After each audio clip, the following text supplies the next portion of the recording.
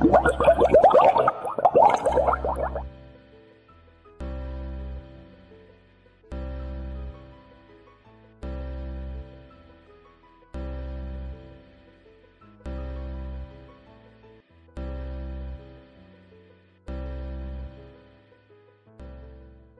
Everyone, কেমন আছেন সবাই? আশা করি সবাই খুব ভালো আছেন।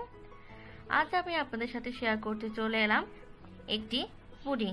না, এটা এমনিতেই পুডিং না, এটা হচ্ছে আমার এই ডিম ছাড়া চকলেট পুডিংটা রেডি করার জন্য আমার যা যা লাগছে তা হলো, এখানে আমি নিয়েছি 1/4 কাপ কোকো পাউডার, নিয়েছি 3 টেবিল চামচ কর্নফ্লাওয়ার,